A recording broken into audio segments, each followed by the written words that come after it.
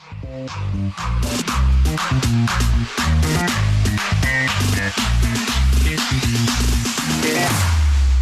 we go now.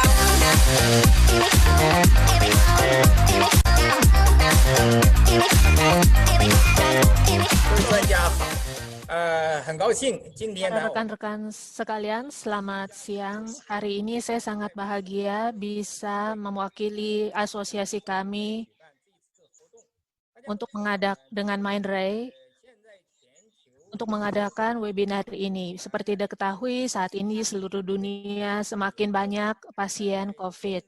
Kondisi semakin parah. Oleh sebab itu, hari ini dari kedua pihak, dari China dan Indonesia, kami akan mencoba untuk berbagi strategi dan pengalaman dalam menghadapi COVID-19. Dan pekerjaan yang telah kami lakukan sejauh ini di China, pada awalnya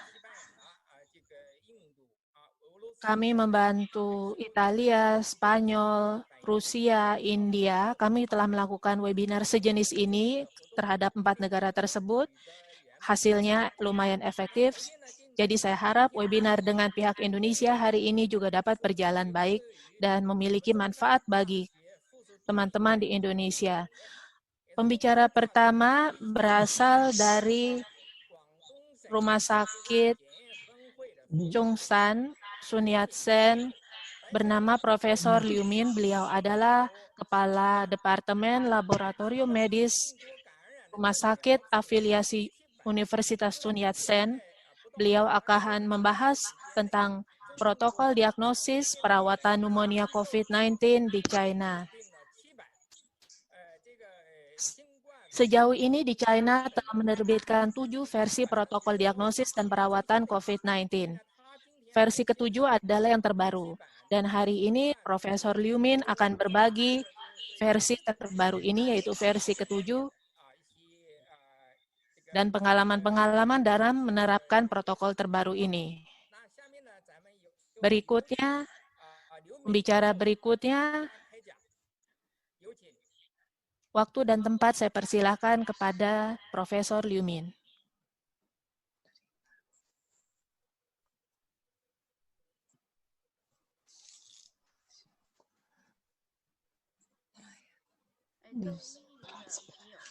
Para rekan-rekan, sahabat-sahabat di Indonesia, selamat siang. Hari ini saya akan membahas tentang penjelasan protokol ke-7, terutama dalam hal pembahasan tes nukleat.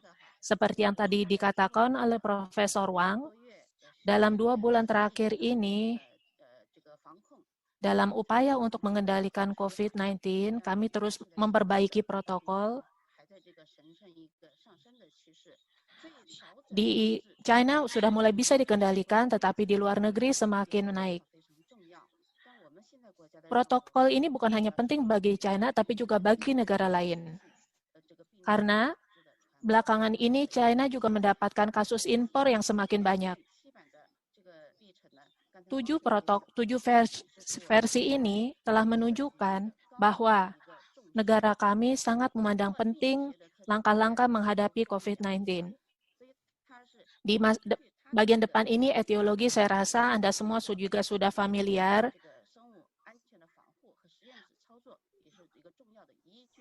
Ini adalah merupakan dasar dalam kita melakukan diagnosis, yaitu etiologi tadi. Yang berikutnya adalah dari sisi epidemiologi, kita perlu mengetahui apa saja sumber penularannya. Dan sekarang kami telah memiliki banyak pengalaman untuk menetapkan siapa sumber penularan dan rute penyebarannya. Dan di versi ke-7 ini, kita telah mengetahui bahwa rute penyebaran adalah melalui droplet dan melalui aerosol. Dan sejalan dengan waktu, melalui beberapa praktik yang telah dilakukan, di versi ke-7 ditambah bagian baru, yaitu yang berhubungan dengan patologi. Patologi di berbagai organ tubuh seperti di paru-paru, jantung, liver, ginjal, dan apa saja yang akan terjadi pada berbagai organ tubuh tersebut jika terinfeksi oleh COVID-19. Ini merupakan dasar yang penting dalam melakukan penelitian berikutnya. Berikutnya tentang manifestasi klinis, bahwa penyakit yang tingkat parah dan kritis pada masa awalnya bisa tidak demam atau demam rendah. Tapi sebagian besar pasien sampai sekarang bisa akhirnya berada dalam kondisi moderat atau sedang. Yang berat atau kritis biasanya terjadi pada orang usia lanjut. Dan pada versi 7 telah membagi lebih lanjut menjadi pemeriksaan umum, etiologi, dan serologi. Dan untuk pemeriksaan umum,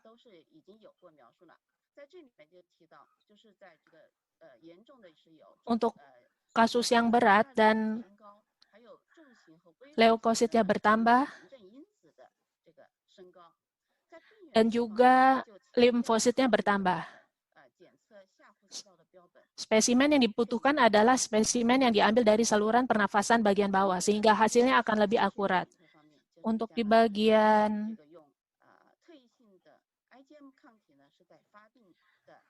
serologi, pemeriksaan serologi, menunjukkan hasil positif mulai dari 3-5 hari. Dan pada fase pemulihan, titer antibodi IgG meningkat 4 kali lipat dibanding fase akut. Ini belum disebut di versi ke-6. Jadi, tes serologi dan tes asam nukleat harus digabungkan agar hasilnya lebih tepat. Dan berikutnya, untuk kriteria diagnosis, telah dijelaskan. Misalnya, dalam 2 minggu terakhir memiliki gejala demam, sesak nafas, atau bertemu dengan orang yang positif. Ini juga merupakan bagian yang baru ditambahkan.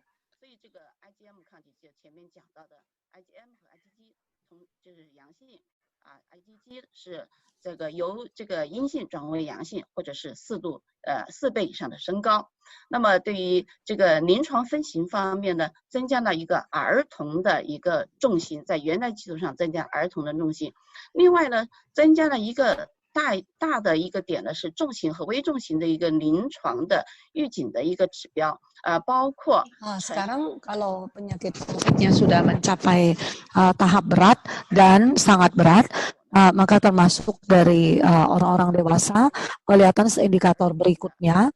Nah, seperti ini juga kelihatan di orang dewasa yang penyakit COVID sudah mencapai tahap berat, akan ada gejala-gejala berikut ini. Kemudian, kita di sini ada juga diagnosis banding untuk penderita COVID harus dibedakan dengan infeksi influenza biasa. Jadi, secara umum, identifikasi dari COVID-19 ini setelah diketahui harus diisolasi dan dalam 2 jam harus dilaporkan dan lalu dilakukan beberapa tes. Setelah identifikasi semuanya ini, maka selalu harus diadakan tes selama 24 jam, interval waktunya, tes yang berurutan, baru bisa menghilangkan,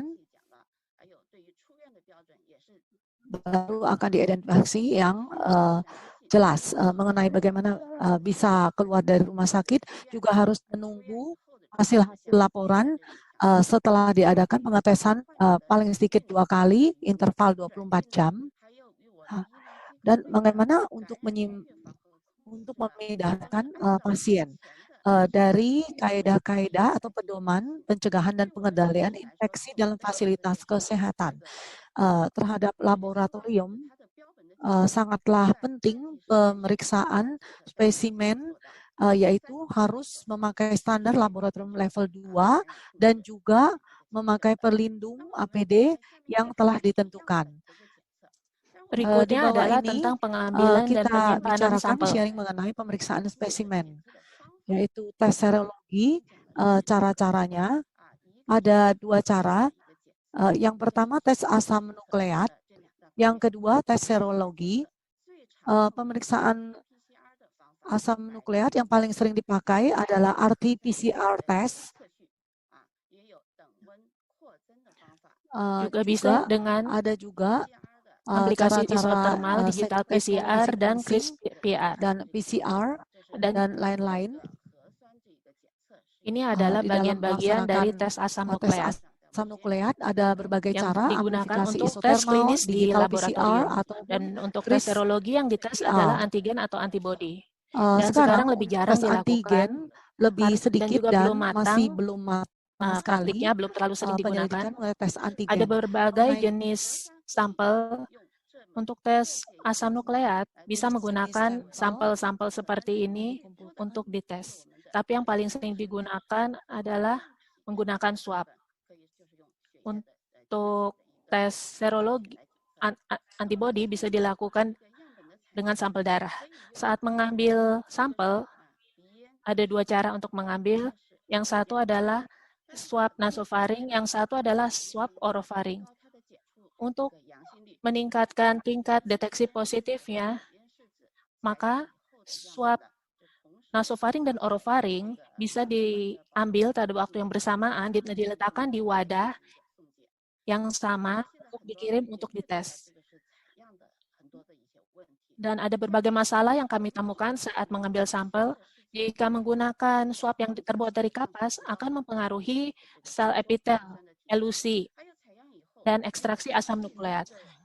Kalau setelah spesimen diambil, tapi swabnya tidak diletakkan di dalam larutan salin, maka akan kering dan mempengaruhi ekstraksi asam nukleat.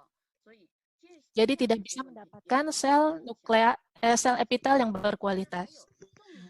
Dan juga harus mencari sputum dari bagian dalam. Berikutnya adalah jika kita juga bisa mengambil sampel berupa aspirat nasofaring atau aspirat saluran pernapasan bawah, atau dahak atau sputum dalam, tapi jangan setelah berkumur menggunakan disinfektan, karena dengan demikian hasilnya tidak akan akurat. Dan untuk sebisa mungkin, untuk spesimen saluran pernafasan dianjurkan untuk menyimpan sputum sebanyak mungkin.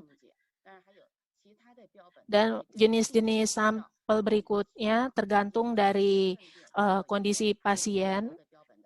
Misalnya juga bisa, jika ada infeksi mata, juga bisa mengambil sampel konjungtiva. Tadi sampelnya adalah dari darah, dari serum. Dan hal-hal yang perlu diperhatikan adalah key point-nya adalah yang pertama harus diambil sampel dalam 7 hari pertama. Dan yang sampel yang kedua diambil dari minggu kedua sampai minggu keempat. Sampel yang berbeda memiliki tingkat positif yang berbeda. Karena viral load-nya pun berbeda jika diambil dari tempat yang berbeda. Dan kalau tidak diambil dari bagian tubuh, lokasi tubuh yang tepat, jika personel yang melakukan pengambilan sampel ini belum dilatih dengan tepat, maka ini akan mempengaruhi kualitas dari sampel. Dan jika pada saat dalam transportasi dikirim ke lab juga tidak dilakukan dengan tepat, juga akan mempengaruhi hasilnya. Berikutnya adalah, selanjutnya mari kita lihat pemeriksaan tes asam nukleat, apa saja yang perlu diperhatikan. Di negara kita, tes asam nukleat dulu harus berbaris. Pertama, laboratorium yang berhak mengadakan tes asam nukleat harus laboratorium yang sudah memiliki izin praktek institusi medis dan setidaknya memiliki biosafety level 2, memiliki laboratorium PCR yang terpisah dan independen. Yang lain yang saya akan ingatkan bahwa COVID-19 virus ini adalah sangat kontagius, karena itu laboratorium biasa tidak bisa menyimpan spesimen di jangka panjang. Karena itu, setelah diperiksa spesimennya harus dimusnahkan atau diserahkan pada institusi yang berwajib. Mengenai proses tes asam nukleat ini, mulai dari pengambilan sampel, penyimpanan, pengiriman, sampai dengan terakhir sampai dimusnahkan, kira-kira akan menghabiskan waktu 3 sampai 4 jam. Jadi waktunya sangat pendek sekali. Tentu saja dari proses ini harus perhatikan faktor-faktor yang bisa mempengaruhi tes spesimen ini. Seperti ini, pasien yang sama dengan riwayat penyakit yang sama dan diadakan dengan pengambilan spesimen dan waktu yang berbeda, maka akan membawa hasil yang berbeda.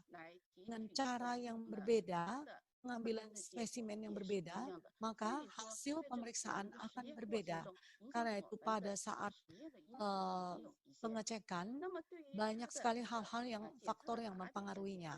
Karena itu di sini kami tuliskan target hasil-hasil yang targetnya harus bagaimana, seperti juga target WHO.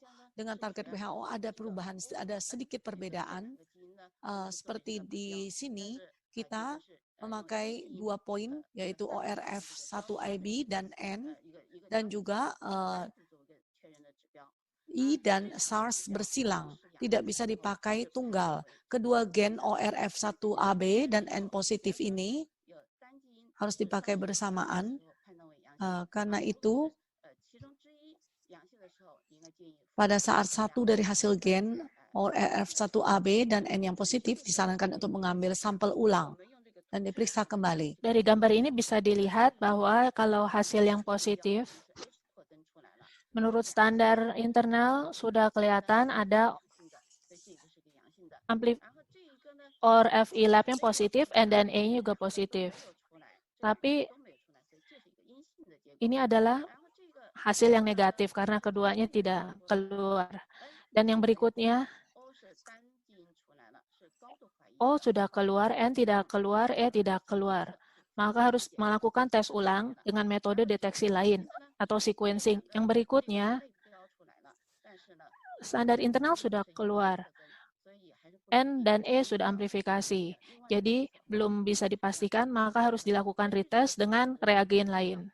Jadi harus dilakukan retest atau tidak harus dilakukan berdasarkan situasi. Kita sering mendengar ada false negatif atau false positif. False negatif itu, misalnya kalau gejala klinis dan pencitraan terlihat ada, tapi menurut tes asam nukleatnya hasilnya negatif. Itu adalah false negatif. Itu mungkin disebabkan karena sampel yang diambil itu belum memenuhi kualifikasi, tidak mendapatkan virus dalam jumlah yang cukup, reagennya kurang sensitif, atau asam nukleatnya ekstraksinya tidak tepat. Bagaimana dengan false positif? Kebanyakan diakibatkan karena ada kontaminasi di lab-nya sendiri. Jadi, kita harus melakukan sistem manajemen yang ketat di dalam lab untuk menghindari kontaminasi lab. Agar bisa sebisa mungkin menghindari false positif. Di pertengahan bulan Maret, Komisi China, Laboratorium Medis China melakukan external quality assessment, yaitu melakukan assessment terhadap berbagai laboratorium di China. 844 laboratorium dicek yang memenuhi syarat 701 dan 143 laboratorium tidak memenuhi kualifikasi. Dan sebagian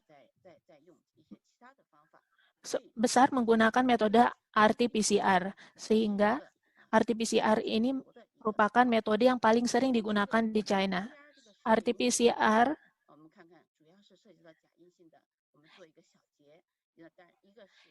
secara kesimpulannya, ada beberapa hal yang mempengaruhi hasil dari RT-PCR, yaitu pertama karakteristik penyakitnya, dan juga mungkin dari pengambilan sampelnya, dari lokasinya, volume pengambilannya, dan juga personel pengambilannya, penyimpanannya, dan transfernya juga mungkin bermasalah, dan tes kit reagennya itu apakah bermasalah juga.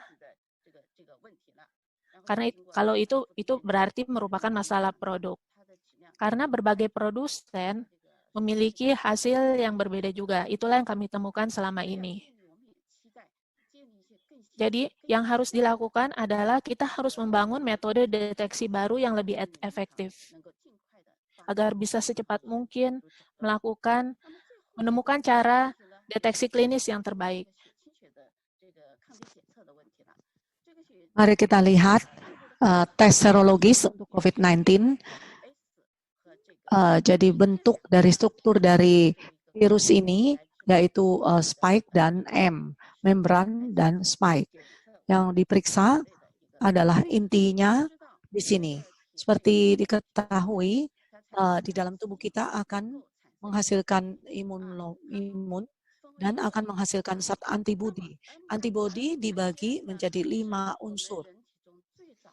M dan IgG dan IgM adalah sel antibodi yang paling awal dalam tubuh manusia. Dan IgM adalah kekuatan yang pertama bertindak sebagai kekebalan anti-infeksi tubuh. IgG, antibodi ini adalah terkandung di tubuh kita dalam kadarnya yang paling tinggi. Karena itu kira-kira adalah tentara yang utama untuk melawan penyakit. Nah, di sini pengujian serologis meliputi colloidal gold. Cara pertama, colloidal gold. Di sini mungkin kalian sudah familiar dengan cara ini, yaitu melihat bintik merah atau pita yang terlihat, bisa dinilai positif atau negatif.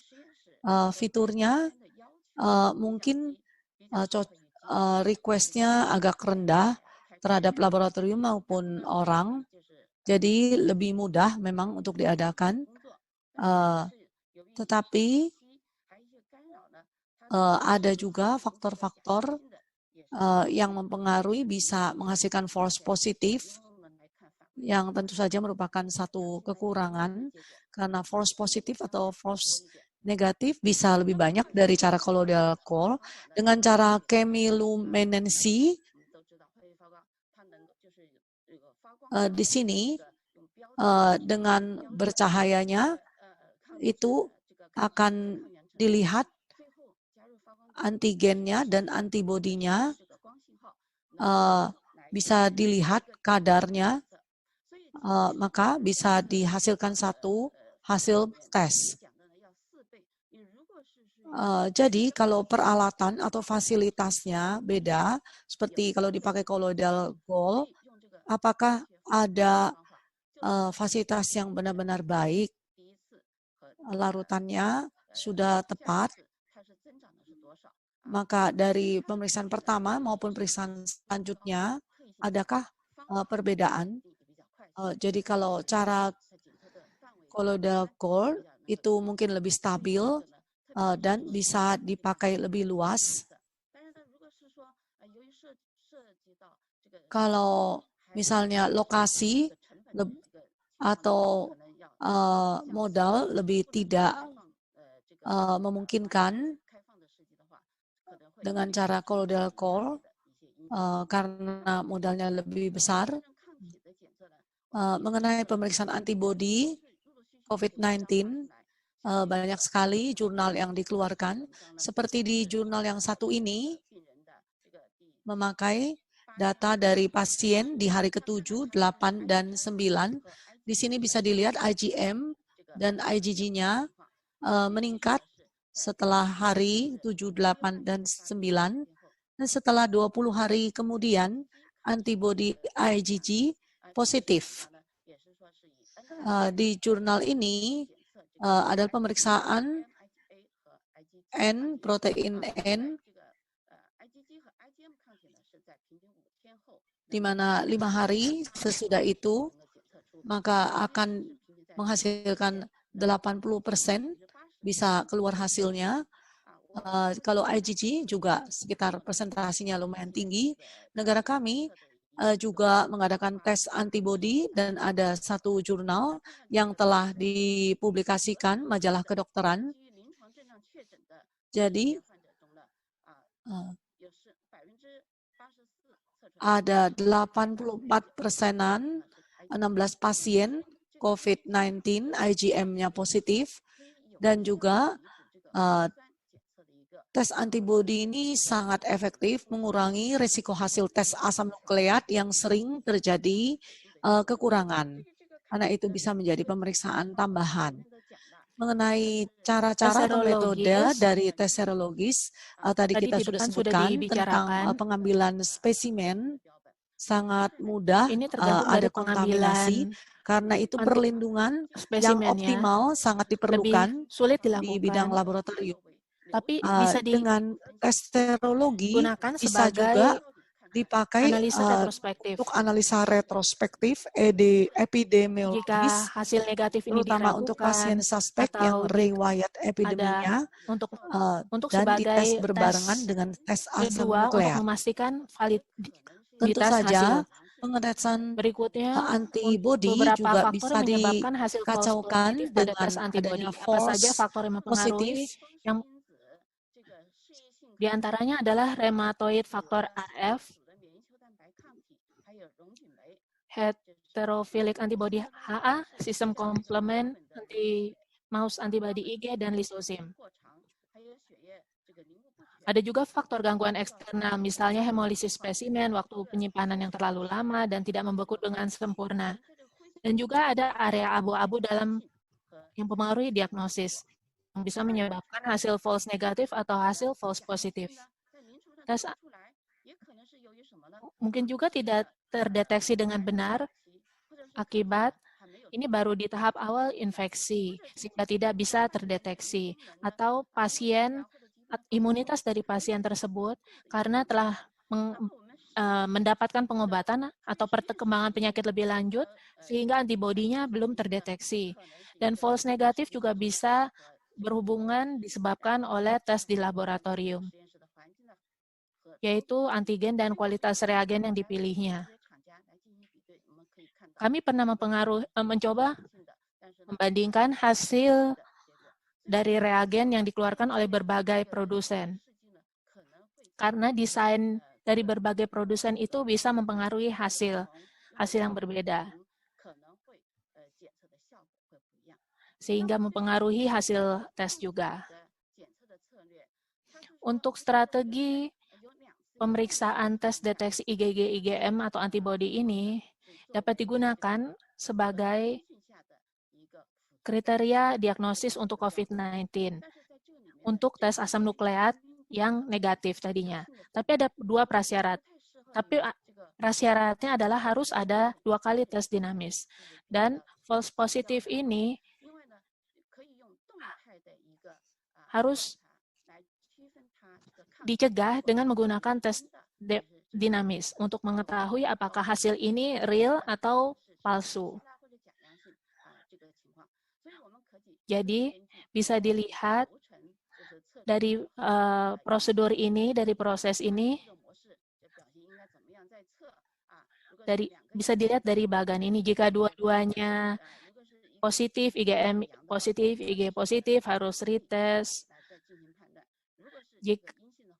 Kalau negatif, harus dilihat hasil tes, harus dilihat di tes yang telah dilakukan sebelumnya, baru memutuskan apa langkah seharusnya yang harus diambil. Lalu jika IgM positif, IgG negatif, IgM positif, maka harus dilihat apakah dapat dikonfirmasi sebagai false negatif. Jadi berbagai kombinasi ini harus dipertimbangkan.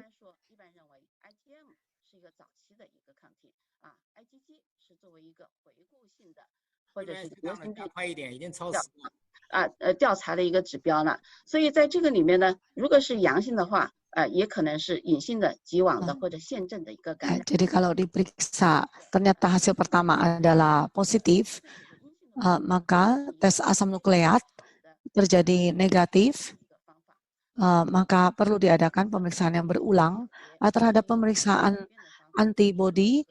Bisa diadakan lebih ringkas lagi, yaitu ini adalah sangat penting dalam epidemiologi. Harus dites juga apakah petugas laboratorium sudah terlatih. Yang terakhir, mungkin kita bisa bandingkan ada cara mengenai imunologi, yaitu mungkin ada perbandingan di bidang immunoassay di chemiluminescent, immunosom, atau teknik marker colloidal Gauss, bisa dipilih Dan cara-cara bagaimana cara membaca dan hasilnya juga ini, ada hasil beberapa analisis, pedoman ada berbagai yang kemungkinan. bisa dilakukan Tergantung dari dari hasil, dari tes setelah PCR, hasil IgG, tes IgM. keluar menurut paparan Tergantung dari kombinasinya harus bisa penyelidikan berikut, diambil mungkin langkah, bisa ditentukan langkah berikutnya diadakan harus pengobatan lebih seperti lanjut apa untuk terhadap mengendalikan pasien COVID dan atau bagaimana menyelesaikan masalah mengontrolnya. ini. Yang Akhir terakhir, kata, dari dari hasil-hasil pengalaman di negara pengalaman kami atau dari negeri pengalaman negara Tiongkok lain di dalam seluruh dunia, mengobati, kita harus bisa menghadapi wabah mencapai ini, maka deteksi semakin awal sedikit terdeteksi, mungkin, semakin awal terdiagnosa, maka secepatnya melapor pengambilan dan sampel yang secepatnya cepat, cepat dikarantina deteksi, atau cepat diagnosis, isolasi, cepat melapor, cepat maka karantina, dan kesembuhan cepat akan sembuh. semakin cepat. Dan Karena untuk itu, tes asam memeriksa nukleat ini antibodi, adalah tes cara asam nukleat deteksi yang adalah paling pemeriksaan direct. yang paling langsung untuk Kita mendeteksi harus membutuhkan COVID-19. direct Tentu saja evidence untuk melakukan ini. pemeriksaan tes Tes antigen antigen juga bisa bisa mendeteksi virus digunakan, secara langsung tapi atau direct sementara evidence, ini tapi sekarang penyelidikannya masih belum belum sempurna. matang sekali, Jadi karena kita itu belum masih harus dipakai menyelidiki di lebih lanjut klinis. untuk menentukan cara yang paling tepat. Terima kasih, Profesor Liu. Barusan Profesor Liu adalah membahas tentang cara-cara untuk melakukan diagnosis yang tepat. Kalau sekarang pasiennya sudah positif, maka harus dites lewat lab. Tapi waktu di masa awal, waktu tes asam nukleat itu banyak sekali ditemukan false negatif. Setelah dites sampai 4 kali, baru akhirnya ditentukan positif. Itu mengapa berdasarkan komunikasi dan koordinasi dari berbagai laboratorium, maka kami mengembangkan protokol diagnosis ini mulai dari versi 1 sampai versi ke-7. Awal-awal yang dilakukan adalah swab orofaring, tapi akhirnya diputuskan menggunakan swab nasofaring. Dan negara-negara lain juga sangat mementingkan cara atau metode tes seperti apa yang harus diambil untuk mendapatkan hasil yang seakurat mungkin. Oleh sebab itu, kami melakukan sesi berbagi seperti ini dengan berbagai negara, semuanya dengan tujuan untuk mendapatkan cara tes yang paling terbaik.